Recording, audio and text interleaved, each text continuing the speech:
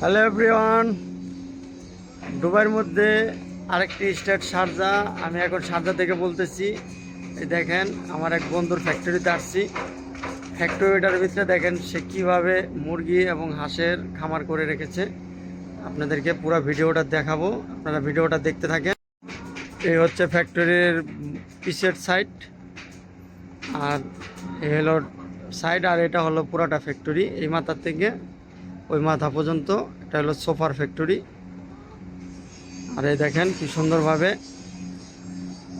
দেশি মোরগগুলো এবং মুরগি সব কিছুই এখানে সে পালে, খুব সুন্দর লাগে। দেখেন গ্রাম্য পরিবেশে কি সুন্দর লালন পালন করতেছে। এখন হাঁসের ইয়াগুলো দেখাবো। দেখেন এটার ভিতরে কি পরিমাণের হাঁস, সব ধরনের হাঁস আছে। দেখেন খুবই সুন্দর।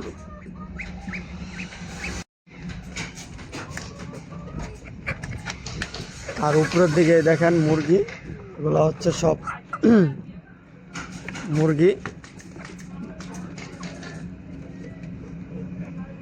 দেখেন কিভাবে মুরগি আমার হাতে ঠোকর মারতেছে। ও চমৎকার ভাবে দেখেন মুরগিগুলোর ভিতরে, হয়তো এটা করলে মনে হয় সব বের হয়ে যাবে। খুব রাগন্তি ভাবে তারা ভিতরে পরিবেশ করেছে।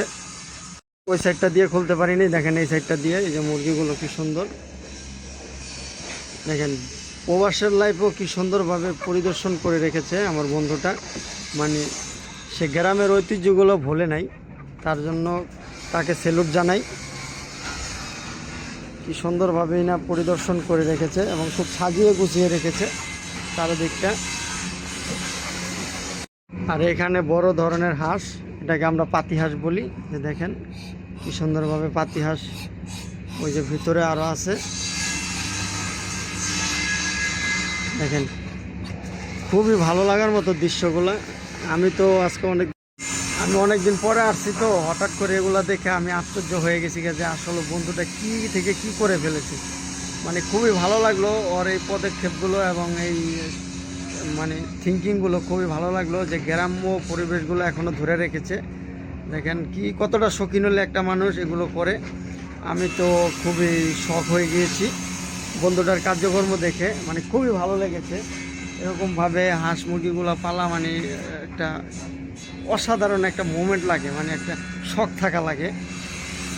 দেখেন বিদেশের বাড়িতে কখনো কি এরকম দেখেছেন কিনা জানি না আমি, কিন্তু আমি ফার্স্ট দেখেছি। আমার বন্ধুটা অনেক ম্যানেজ করে এবং এগুলাকে পালে। অবশ্যই ভালো থাকবেন, সুস্থ থাকবেন। আর অবশ্যই যদি ভিডিওটা আপনাদের বোধ হয় লাইক কমেন্ট শেয়ার দিলে ভালো হবে, তাহলে দিয়ে রাখবেন। ভালো থাকবেন। আল্লাহ হাফেজ।